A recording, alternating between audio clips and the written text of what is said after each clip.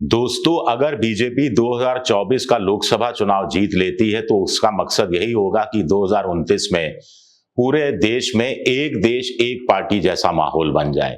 इसके लिए बीजेपी को के लिए जरूरी होगा कि 2024 के बाद एक नया मोदी पैदा करना, जो 2029 में इस वाले मोदी के राजनीति से हटने के बाद देश को एक देश एक पार्टी की दिशा में ले जाए।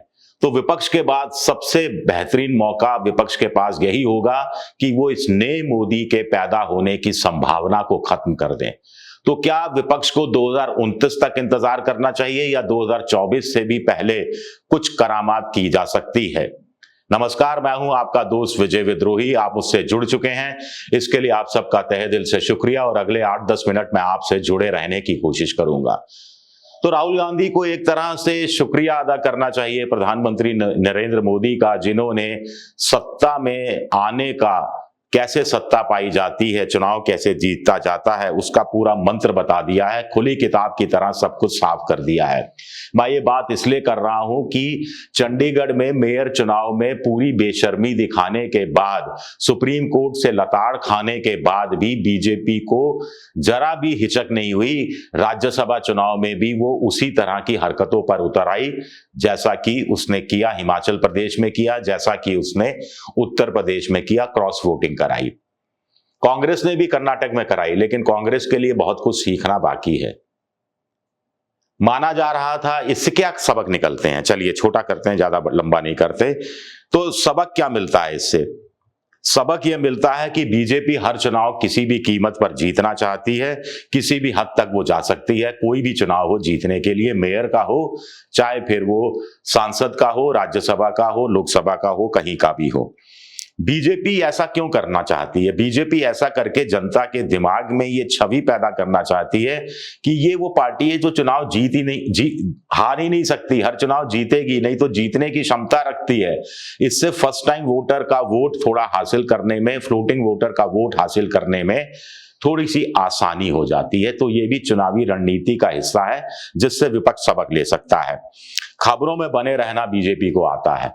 कर्नाटक में क्रॉस वोटिंग हुई, चुनाव वो नहीं निकाल पाई एक सीट और, लेकिन इस पर बड़ी लाइन खींच दी कि साहब जीतने के बाद कांग्रेस के विधायक पाकिस्तान जिंदाबाद के नारे लगा रहे थे विधानसभा के अंदर। समाजवादी पार्टी के 7 लोगों की क्रॉस वोटिंग कराई, उसको लेकर हो हल्ला मचा। इस धक्के से, इस सदमे से अभी अखिलेश यादव उबर भी नहीं पाए थे कि सीबीआई ने एक पुराना संबंध नए सिरे से जारी कर दिया कि कैसे उन्होंने 17 खाने एक ही दिन में रिलीज कर दी थी और करोड़ों रुपए के राजस्व को नुकसान पहुंचाया था, और संबंध जारी कर दिया सीबीआई ने। मजे की बात है कि 2019 के लोकसभा चुनाव से पहले भी सीबीआई ने ऐसा सम्मन जारी किया था, 2024 के लोकसभा चुनाव से पहले भी ऐसा सम्मन जारी कर दिया है। बीच में 5 साल सीबीआई सोती रही, लेकिन ये बीजेपी की स्ट्रेटेजी का हिस्सा है। सबसे बड़ी बात है, बीजेपी क्षेत्रीय दलों का टूटने का फायदा उठाती है। एआईडीएमके जयललिता के जाने के बाद टूटा है, तो वो जो स्पेस थोड़ी बीजेपी को दिख रही है। पश्चिम बंगाल में सीपीएम के कमजोरी के बाद, त्रिपुरा में सीपीएम की कमजोरी के बाद स्पेस दिख रही है और स्पेस ऑक्युपाई कर रही है। मायावती साइडलाइन है, तो मायावती का जो अभी 12-13% वोट पिछले विधानसभा चुनाव के हिसाब से था, उस स्पेस को ऑक्युपाई करने की बीजेपी कोशिश कर रही है। ये स्ट्रेटेजी भी विपक्ष को सीखनी चाहिए और क्षेत्रीय दलों को अपने साथ रखने की जो कांग्रेस की मुहिम है, उसको थोड़ा और विस्तार देने की भी जरूरत है और उसमें और थोड़ी आक्रामकता लाने की भी जरूरत है। छोटे दलों को साथ देने का बीजेपी कोई मौका नहीं छोड़ती। अब आप कहेंगे बीजेपी की तो इतनी तारीफें हो गई उनकी नीति रणनीति की, लेकिन कांग्रेस के पास क्या कोई विकल्प ही नहीं बचा है? तो कांग्रेस को क्या करना चाहिए? एक तो कांग्रेस को भी जीत की भूख बढ़ानी होगी। जैसे बीजेपी के पास जीतने की अदम्य भूख है, कांग्रेसियों में यह भूख दिखती नहीं है, दूसरी विपक्षी पार्टियों में भी भूख दिखती नहीं है। मोदी जी अति उत्साह में है, लेकिन कांग्रेस हो चाहे विपक्ष हो, इनमें उत्साह ही नहीं है। कुछ तो उत्साह नजर आना चाहिए, उत्साहहीन नजर आते हैं। तो ये एक नैरेटिव गलत स्थापित होता है और इसका तोड़ निकाला जाना जरूरी है। अब ऐसा नहीं है कि जीतने की भूख विपक्ष के नेताओं में नहीं है या लड़ने का मादा नहीं है। रेवंत रेड्डी ने तेलंगाना में कर दिखाया, डीके शिव कुमार ने कर्नाटक में कर दिखाया, ममता बनर्जी ने बंगाल में कर दिखाया, अरविंद केजरीवाल ने दिल्ली और गुजरात में कर दिखाया, तेजस्वी यादव ने और बिहार में और झारखंड में हेमंत सोरेन ने कर दिखाया। तो और राज्यों में भी ऐसे आक्रामक नेताओं को पैदा करना, सक्रिय करना, उनको आगे बढ़ाए जाने की जरूरत है। इसमें सचिन पायलट को मुझे लगता है जाया किया जा रहा है। सचिन पायलट भी क्यों नहीं राजस्थान के रेवंत रेड्डी हो सकते या डीके शिव कुमार नहीं हो सकते। सुस्त नहीं पड़ना है विपक्ष को। और नंबर हैं बीजेपी के पास 25 हैं, हमारे पास 40 हैं, 3 हमारे पास निर्दलीय हैं, 43 हैं, जीत के लिए 35 चाहिए। सुख में जीते रहे और बीजेपी ने कारपेट छीन लिया, 6 तोड़ लिए और बना ही लिया अपना राज्यसभा सांसद। डीके शिव कुमार की तरफ देखिए, कर्नाटक में जीत रही थी कांग्रेस, फिर भी 2 तोड़ लिए, तोड़ा फोड़ी की वहां पर। अशोक गहलोत ने कैसे पिछले 3 साल में जब वो सत्ता में थे तब कैसे 2.5 साल तक अपनी सरकार को बचाए रखा। विधायक कभी यहां दौड़ाते रहे, कहीं जैसलमेर भेजते रहे, लेकिन बचाए रखा अपनी सरकार को। तो ये एक तरह से ये स्ट्रेटेजी कि बीजेपी अगली चाल क्या चल सकती है, इसका पहले से पूर्वाभास करना और उस हिसाब से उस चाल का तोड़ निकालना, ये सीखना चाहिए जो बीजेपी काम करती रही है। जो डीके शिव कुमार ने हिमाचल प्रदेश में जाके कर दिखाया, वो काम कांग्रेस के दूसरे नेता हिमाचल में समय रहते क्यों नहीं कर पाए, ये अपने आप में एक बड़ा गंभीर चिंतन का सवाल है। बीजेपी इंडिया में तोड़फोड़ कर सकती है, तो कांग्रेस बीजेपी में या एनडीए में तोड़फोड़ क्यों नहीं कर सकती? कोशिश तो कर सकती है।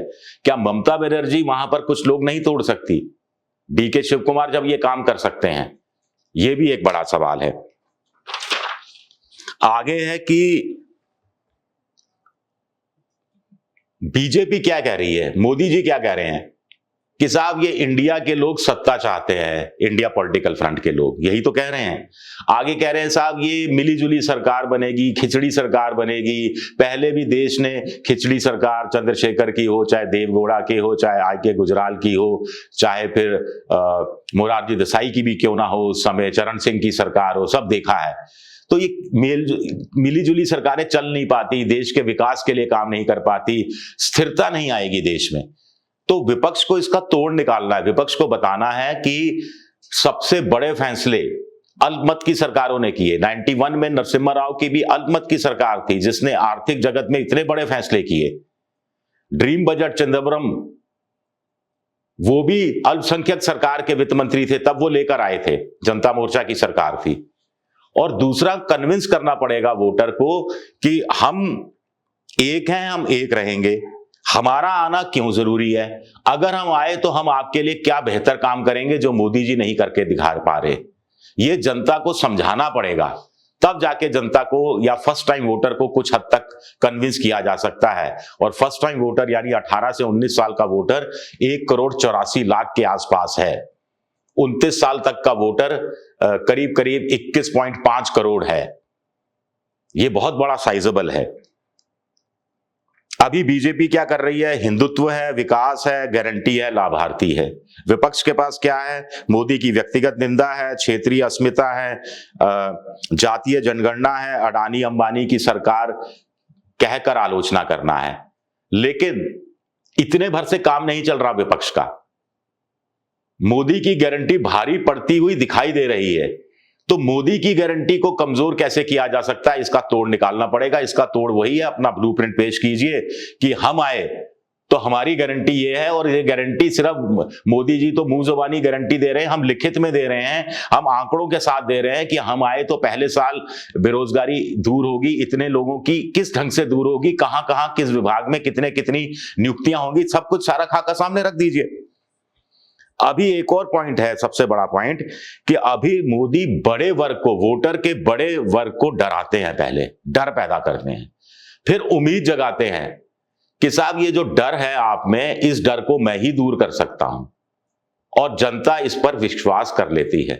विपक्ष क्या कर रहा है? वोटर के एक छोटे वर्ग में, जैसे मोदी बड़े वर्ग से मेरा मतलब है कि हिंदू खतरे में है। भाई इस देश में हिंदू खतरे में कैसे आ सकता है? बिल्कुल नहीं आ सकता। लेकिन डर पैदा किया कि हिंदू खतरे में है और मैं ही बचा सकता हूं। विपक्ष एक छोटे वर्ग तक अप्रोच करता है कि आप खतरे में हैं, लेकिन ये राहत नहीं दे पाता, ये उनको आश्वासन नहीं दे पाता, ये उम्मीद नहीं जगा पाता कि मैं ही आपका डर दूर कर सकता हूं। ये एक बड़ा फर्क है। शुक्रिया मेरा ये वीडियो देखने के लिए। पसंद आए तो लाइक कीजिए, सब्सक्राइब कीजिए, शेयर कीजिए। शुक्रिया।